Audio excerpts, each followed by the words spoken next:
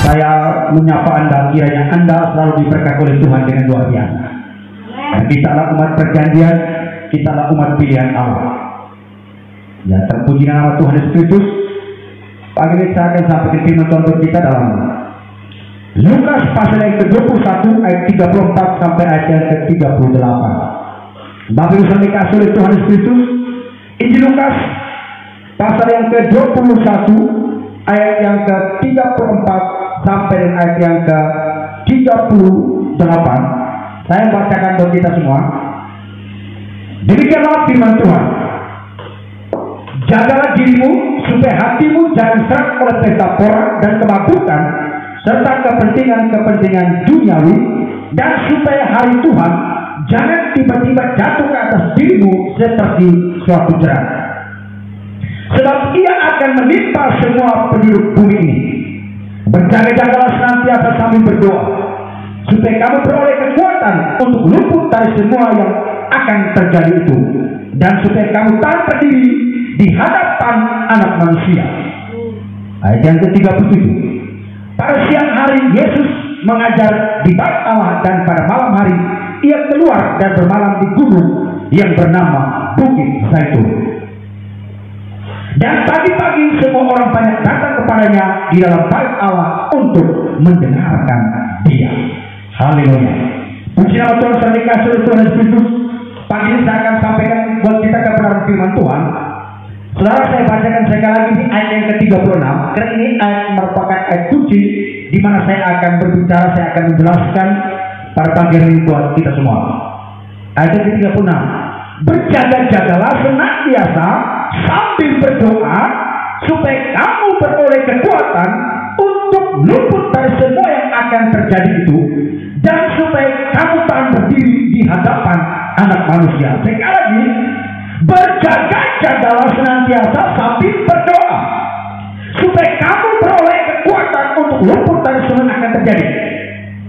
Supaya kita bisa luput dari semua yang akan terjadi, firman Tuhan mengatakan berjaga-jagalah sambil berdoa.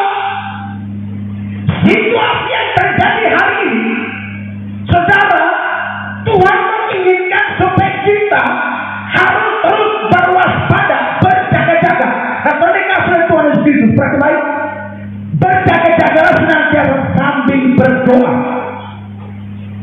Sebab dengan berdoa kita mendapatkan kekuatan, kita memperoleh perlindungan daripada Tuhan kita Yesus Kristus. Nah, saya dikasih oleh Tuhan Yesus Kristus, kita pasti baik. Hari-hari ini kita berada di masa-masa yang sukar menjelang kedatangan Yesus Kristus.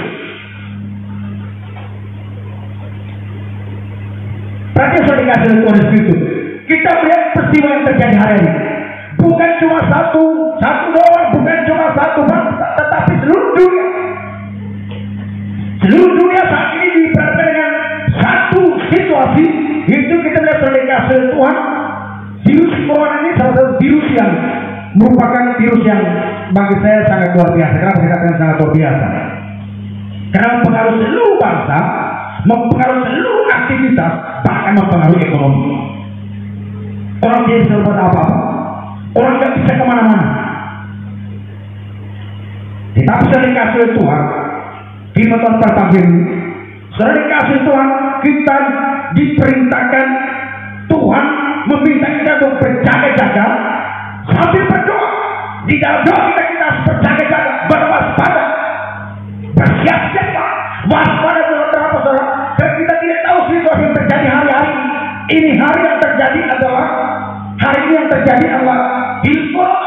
Nah, kita pergi kita apa yang akan terjadi, tapi yang jelas Alkitab selalu digenapi, firman Tuhan selalu digenapi. Bahkan firman Tuhan mengatakan makin hari bahkan keadaan akan makin lebih buruk lagi, makin lebih sulit lagi, makin lebih menderita lagi menjelang kedatangan Kristus. Oleh sebab itu, saudara dan saya, kita perlu berjaga-jaga, berwaspada di dalam doa kita. Saya berharap dengan situasi seperti inilah kita tingkatkan jam doa kita. Mungkin yang tadinya kita bisa berdoa hanya 20 menit karena berbagai kesibukan aktivitas kita. Mungkin yang tadinya kita satu hari paling hanya bisa baca 1, 2, 3 ayat. Bahkan mungkin ada yang bisa sampai 1 pasal. Tetapi dengan situasi ini, justru inilah membuat waktu kita untuk berdoa makin lebih banyak. Kita membaca firman Tuhan lebih banyak. Satu hari kita bisa baca sampai 10 belasan pasal. Kita bisa berdoa bukan hanya 20 menit, 30 menit, tapi kita bisa berdoa berjam-jam. Karena waktu kita banyak, tidak ada kesibukan.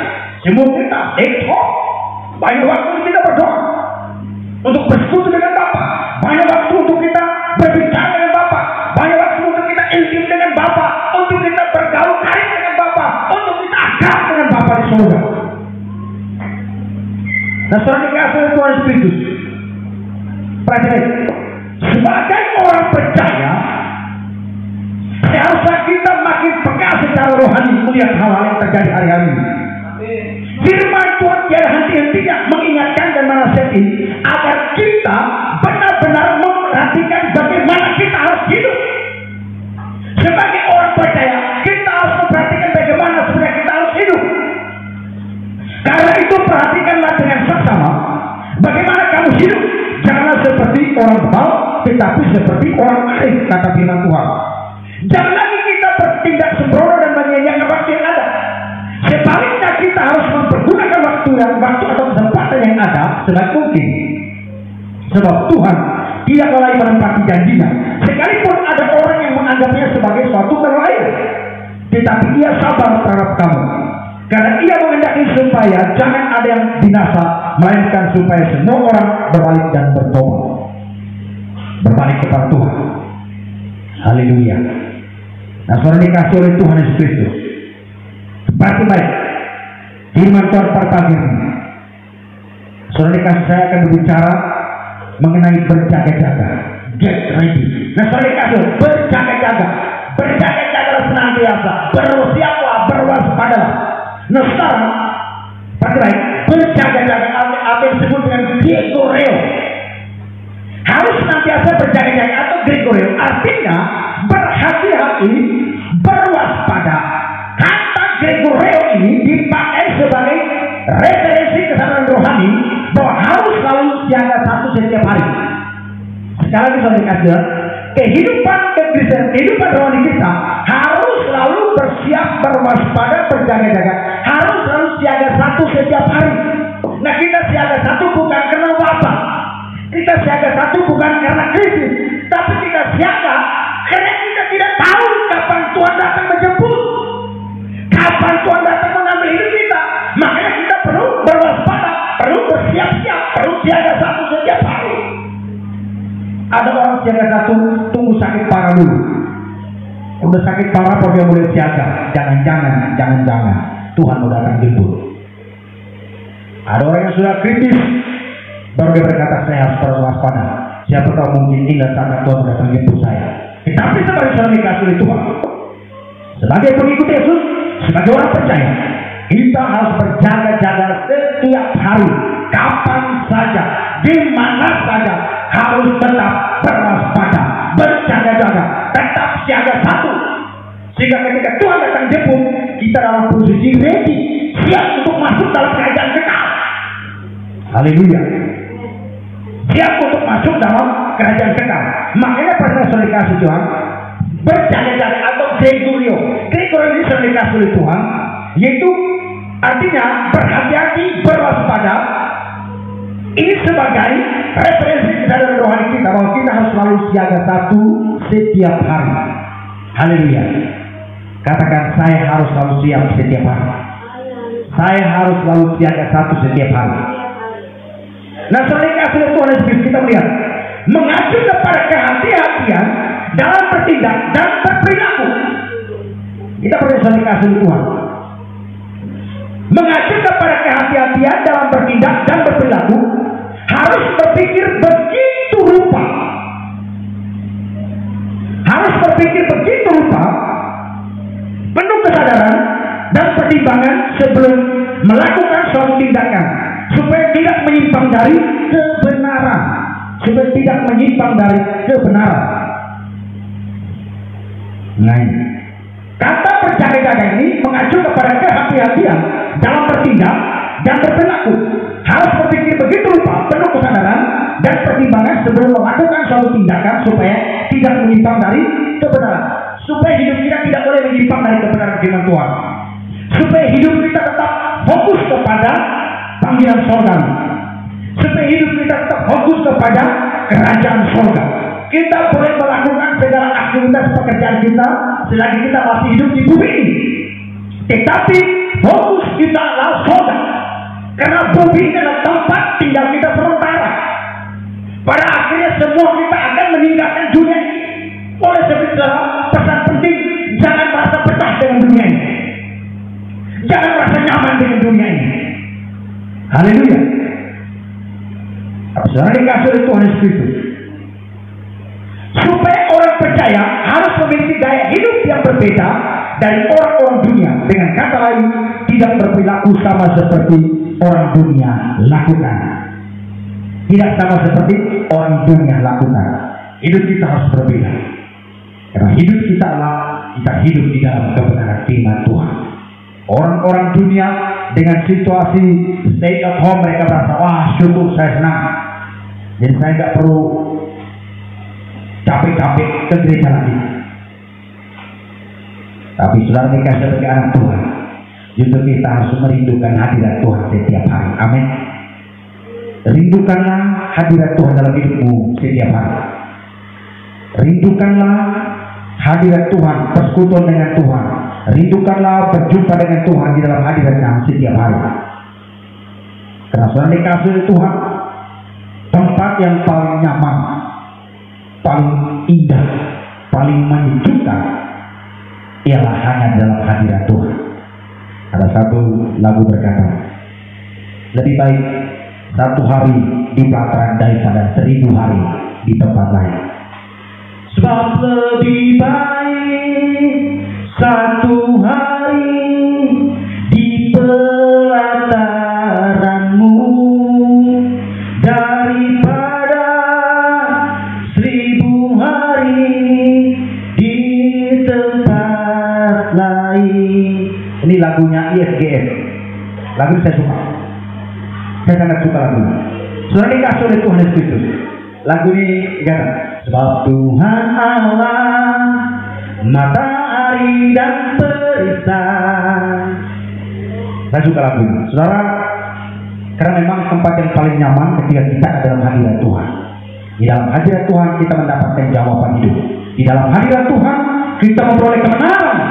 Di dalam hadirat Tuhan kita mendapatkan penyembuhan, mendapatkan pemulihan. Di dalam hadirat Tuhan kita mendapatkan perlindungan.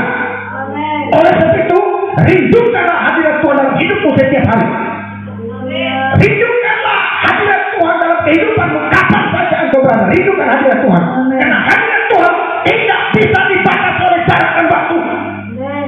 Tidak ada satupun yang dapat menghalangi atau membendung hadirat Tuhan. Kemanapun engkau berada, di situ ada kerinduan, ada kehausan. Di situ hadirat Tuhan akan turun dan akan melimpah atas hidupmu, akan curah atas hidup kita. Katakan amin. Haleluya. Saudara dikasih oleh Tuhan Yesus Kristus. Kita percaya dikasih oleh Tuhan. Dalam Roma pasal yang ke-12 ayat 2 berkata begini, keinginan daging atau hawa nafsu larut dalam pesta pora dan kemampuan, tetapi kehidupan orang percaya harus tidak demikian. Kita harus hidup menurut pimpinan roh. Harus hidup menurut pimpinan roh. Nah, saudara dikasih oleh Tuhan, sekali lagi berjaga-jaga sambil berdoa. Kita berjaga-jaga terhadap apa? Terhadap apa kita harus berjaga-jaga? Dan Lukas pasal yang ke-21 ayat yang ke-36. Nah, saudara dikasih oleh Tuhan, berjaga-jaga senantiasa sambil berdoa, supaya kamu peroleh kekuatan untuk luput dari semua yang akan terjadi itu, dan supaya kamu tak berdiri di hadapan anak manusia. Kita berjaga-jaga terhadap apa? Pertama, kita berjaga-jaga terhadap si jahat. Berjaga-jaga terhadap si jahat. 1 Petrus pasal yang ke-5 ayat 8 berkata begini, sadarlah dan berjaga-jagalah, lawan musuh iblis berjalan keliling sama seperti singa yang mengaum-aum dan mencari orang yang dapat ditelannya.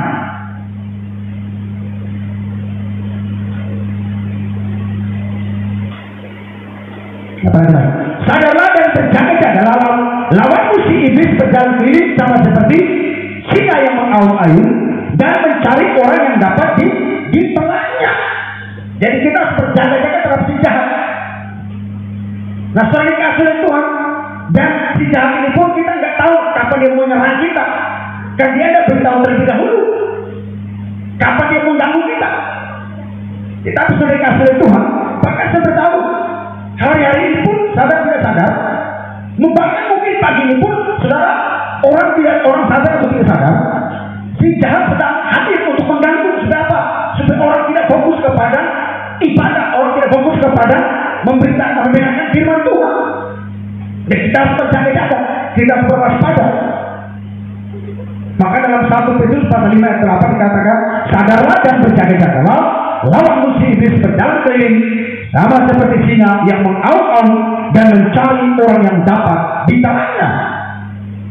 Kita harus dapat memahami strategi iblis, walaupun secara halus dan perlahan, tapi pasti. Pada dasarnya menyerang orang percaya dalam 3 hal. Soalnya pada dasarnya iblis menyerang orang percaya dalam 3 hal: keinginan daging, keinginan mata, dan keangkuhan hidup. Keinginan daging, keinginan mata, dan keangkuhan hidup. 1 Yohanes pasal yang kedua ayat 16 itu yang dijelaskan. Baik, sebab semua yang ada di dalam dunia, yaitu keinginan daging dan keinginan mata serta keangkuhan hidup, bukanlah berasal dari Bapa, melainkan dari dunia. Itu berbicara tentang gangguan iblis, yaitu 3 hal ini, saudara: keinginan daging, keinginan mata, serta keangkuhan hidup. Keinginan daging itu seperti apa? Jelas dalam kitab Galatia pasal yang ke-5. Keinginan daging, hawa nafsu, pesta pora, kemabukan, tipu muslihat, saksi dusta, kesombongan, keangkuhan segala. Semuanya itu yang disebut dengan keinginan daging. Lalu keinginan mata. Keinginan mata, saudara. Apa yang dilihat oleh mata itu sangat mempengaruhi pikiran dan hati kita. Apa yang kita lihat sangat berpengaruh kepada pikiran hati kita. Oleh itu, saudara, kita harus menguasai penuh pikiran kita. Bagaimana caranya? Banyak baca firman Tuhan. Biarlah pikiran kita harus diperlengkapi penuh dengan firman Allah. Sehingga kita lihat, apa yang kita lihat itu masuk dalam pikiran kita, namun dia tidak dapat mempengaruhi karena pikiran kita sudah terisi penuh oleh firman Allah. Dan yang berikutnya, keangkuhan hidup, kesombongan. Orang menjadi sombong, menganggap lebih hebat dari orang lain, menganggap diri lebih tinggi dari orang lain. Dan kita perlu waspada. Karena ini adalah strategi iblis untuk menjatuhkan manusia, untuk menghancurkan orang percaya. Itu keinginan daging, keinginan mata, dan keangkuhan hidup. Sebab semua yang ada di dalam dunia, yaitu keinginan daging dan keinginan mata serta keangkuhan hidup, itu bukanlah berasal dari Bapa, melainkan dari dunia. Jadi kita harus waspada. Kita harus bijak untuk menyikapi situasi yang terjadi hari-hari ini, bukan malah terjadi perdebatan. Tapi biarlah situasi hari ini, marilah kita menyikapi dengan bijak, marilah kita membangun suatu kehidupan doa kita. Kita berdoa minta perlindungan Tuhan, berdoa bagi orang-orang di luar sana, berdoa bagi aparat keamanan, Polri, TNI yang bekerja keras. Mereka terus menjaga, mengawasi. Berdoa juga buat para dokter, para perawat. Mereka berjuang untuk merawat orang-orang. Saudara, ini suatu pekerjaan yang sangat luar biasa. Padahal mereka juga punya keluarga, punya suami, istri, anak di rumah. Tapi mereka mengabdikan diri mereka untuk berjuang, untuk bekerja keras, merawat pasien. Dan jika itu kalau kita tidak membantu mereka dalam doa, itu sangat berbahaya juga bagi mereka. Dan jika kalau mereka terkena sedikit, mereka pulang ke rumah mereka, itu akan tertular ke keluarga mereka. Jadi kita harus berdoa bagi anggota aparat keamanan, Polri, TNI. Kita berdoa juga buat para dokter, para perawat, supaya Tuhan melindungi mereka, supaya Tuhan memberkati mereka, dan supaya Tuhan menjaga hidup mereka. Dan biarlah supaya tangan-tangan para dokter, para perawat diberkati oleh Tuhan dan diurap oleh Tuhan. Nah, selain kasih Tuhan Yesus, itulah kita perlu jaga-jaga dan berwaspada supaya kita tidak jatuh dalam godaan cobaan dunia ini. Nah, selain kasih Tuhan Yesus, yang pertama kita harus berjaga-jaga terhadap. Yang kedua harus berjaga-jaga terhadap pencobaan. Markus pasal yang ke-14 ayat 38 berkata begini, berjaga-jagalah dan berdoa supaya kamu jangan jatuh ke dalam pencobaan. Roh memang penuh tapi daging lemah. Nah, ini perhatian, berjaga-jaga terhadap pencobaan.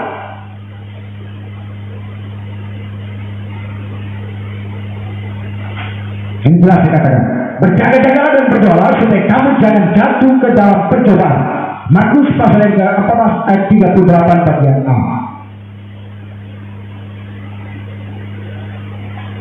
Apabila orang tidak berjaga serta mencari pertolongan Allah, seringkali orang terlambat untuk menyadari bahwa pencobaan itu telah menimpa hidupnya. Tak kalah mata rohani kita tertutup atau tertidur, membuat orang sangat mudah jatuh ke dalam dosa. Nah, saya pasti naik. Yang membuat orang mudah jatuh dalam dosa itu kena tidak berwaspada, tidak berjaga-jaga. Maka sini dikatakan, apabila orang tidak berjaga serta mencari pertolongan Allah, seringkali orang terlambat untuk menyadari bahwa pencobaan itu telah menimpa hidupnya.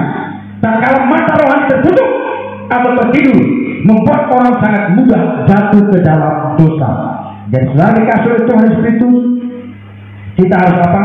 Kita harus berwaspada, harus berjaga-jaga terhadap pencobaan.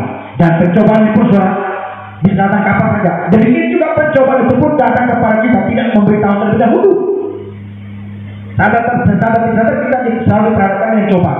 Setiap hari kita diperhadapkan dengan cobaan. Dan bagaimana cara kita menghadapinya? Berjaga-jaga, berwaspada, banyak berdoa. Supaya kita diberikan kepekaan untuk melihat situasi pencobaan. Sehingga ketika pencobaan datang, kita bisa menang atas cobaan itu. Kita tidak larut dalam pencobaan, tapi menang dalam pencobaan. Nah, selain kasih Tuhan Yesus, yang ketiga, kita harus berjaga-jaga terhadap apa? Yang ketiga adalah berjaga-jaga terhadap sikap apatis dan sikap acuh. Berjaga-jaga terhadap sikap apatis dan sikap acuh. Wahyu pasal yang ke-3 ayat yang ke-1 sampai 3 berkata begini, dan tuliskanlah kepada malaikat jemaat di Sardis, inilah firman Dia yang memiliki ke-7 roh Allah dan ke-7 bintang itu. Aku tahu segala pekerjaanmu, engkau dikatakan hidup, padahal engkau mati. Bangunlah dan kuatkanlah apa yang masih tinggal yang sudah hampir mati. Sebab tidak satu pun dari pekerjaanmu aku dapat disempurna di hadapanku, di hadapan Allahku. Karena itu ingatlah bagaimana engkau telah menerima dan mendengarnya. Turutilah itu dan bertobatlah, karena jika engkau tidak berjaga-jaga, aku akan datang seperti pencuri, dan engkau tidak tahu pada waktu maka aku tiba-tiba datang kepadamu. Saudara, Tuhan mengingatkan kepada jemaat di Sardis supaya mereka harus tinggalkan sikap apatis atau sikap acuh, karena itu sangat mempengaruhi hidup mereka. Itu sangat berpengaruh pada dalam kehidupan rohani mereka. Sikap apatis atau sikap acuh, saudara, kadang membuat kita jauh dari hadirat Tuhan, jauh dari Tuhan, jauh dari kehidupan doa, jauh dari kehidupan membaca firman Allah. Harus berhati-hati terhadap sikap-sikap seperti ini. Di oleh sebab itu selain kasih, mari kita harus berjaga-jaga terhadap sikap apatis dan sikap acuh. Sifat alami, saudara-saudara baik, sifat alami dari dosa membuat manusia menjadi apatis dan acuh terhadap firman Tuhan. Akhirnya menyebabkan manusia sulit untuk menyadari keberadaan rohaninya. Seseorang yang apatis dan acuh dapat didefinisikan sebagai orang yang tidak peka dengan keadaan rohaninya, tidak sadar kalau dia sedang ada dalam dosa, tidak sadar kalau dia sedang terikat oleh dosa, tidak sadar kalau dia sedang terikat oleh kehidupan dunia, tidak sadar kalau dia telah terikat oleh kenyamanan dunia, tidak sadar kalau dia terikat dengan kenyamanan dalam dosa. Kelihatannya dia banyak tahu tentang firman Tuhan dan dia sibuk melakukan aktivitas keagamaannya, tetapi sebenarnya imannya lemah, bahkan rohaninya mati. Hati-hati saudara, sikap apatis atau acuh itu sangat berbahaya. Serangan dari roh jahat kadang membuat kita bisa cepat sadar. Jadi serangan dari kuasa kegelapan dari roh jahat itu membuat kita cepat sadar. Serangan dari cobaan kadang membuat kita cepat sadar, oh ini cobaan iblis. Tapi dalam hal sikap acuh dan apatis kadang membuat orang tidak sadar, membuat kita tidak pernah sadar kalau kita sedang terikat oleh sikap-sikap seperti ini. Mari saudara dikasih oleh Tuhan, kita harus berwaspada, berjaga-jaga sambil berdoa. Kenapa saudara? Karena dalam doa itu menjadi sumber kekuatan kita, dan saya membaca firman Tuhan itu menjadi sumber kepekaan kita. Firman akan berbicara kepada kita, firman akan mengingatkan kepada kita, firman akan menegur kita, firman akan mengajar kita, firman akan membimbing kita, firman Tuhan akan menuntun hidup kita. Haleluya, haleluya. Nah, saya dikasih Tuhan Yesus. Yang terakhir, yang keempat, kita harus berjaga-jaga terhadap apa? Yang keempat adalah berjaga-jaga terhadap guru palsu. Dalam 2 Petrus pasal yang pertama ayat yang kedua sampai 3, sebagaimana nabi-nabi palsu dahulu tampil di tengah-tengah umat Allah, demikian pula di antara kamu akan ada guru-guru palsu. Mereka akan memasukkan pengajaran-pengajaran sesat yang membinasakan. Bahkan mereka akan menyangkal penguasa yang telah menebus mereka, dan dengan cara demikian segera mendatangkan kebinasaan atas diri mereka. Dengan demikian segera mendatangkan kebinasaan atas diri mereka. Banyak orang akan mengikuti cara hidup mereka yang dikuasai oleh hawa nafsu, dan karena mereka jalan kebenaran akan dihujat. Dan karena serangkanya guru-guru palsu itu akan berusaha mencari untung dari kamu dengan cerita-cerita isapan jempol mereka. Tetapi untuk perbuatan mereka itu hukuman telah lama tersedia dan kebinasaan tidak akan tertunda. Dalam 2 Timotius pasal yang keempat ayat 3 sampai 5 berkata begini, dikasih oleh Tuhan. Dalam 2 Timotius pasal yang keempat ayat 3 sampai 5. Karena akan datang waktunya orang tidak dapat lagi menerima ajaran sehat, tetapi mereka akan mengumpulkan guru-guru menurut kehendaknya untuk memuaskan keinginan telinganya. Mereka akan memalingkan telinganya dari kebenaran dan membukanya bagi dongeng. Tetapi kuasai dirimu dalam segala hal, sabarlah menderita, lakukanlah pekerjaan pemberitaan Injil dan tunaikanlah tugas pelayananmu. Harus berjaga-jaga terhadap ajaran-ajaran sesat. Di tengah-tengah situasi COVID-19 sedang menyerang dunia, banyak muncul pengajaran-pengajaran yang kadang bisa, jika kita tidak peka, tidak waspada, kita bisa terpengaruh. Oleh itu saudara, justru dengan situasi seperti ini, marilah kita mendekatkan diri dengan Tuhan, banyak berdoa, banyak baca firman Tuhan supaya kita tidak mudah disesatkan, supaya kita tidak mudah tertipu, supaya kita tidak mudah dibohongi. Perjanjian baru dengan sangat jelas dan tegas memberikan banyak peringatan kepada kita tentang hal ini, agar kita selalu berjaga-jaga dan berwaspada terhadap segala bentuk pengajaran, dan menunaikan tugas pelayanan harus sesuai dengan kitab suci, harus sesuai dengan standar firman Tuhan, bukan standar manusia, bukan standar aturan-aturan dunia, tapi standarnya harus standar Alkitabiah. Standarnya adalah standar firman Tuhan, barometernya adalah firman Tuhan.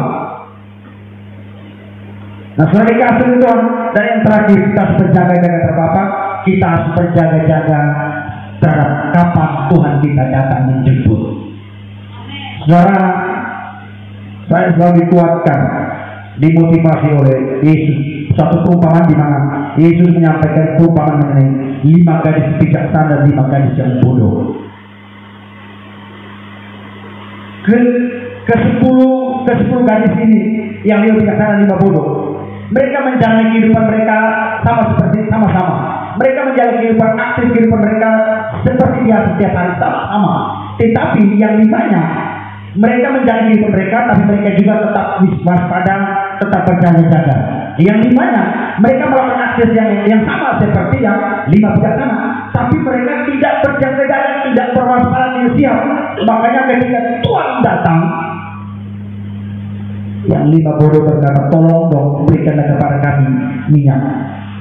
Yang 5 bijaksana berkata, maaf, tidak cukup buat kami, apa dia berikan kepada kamu.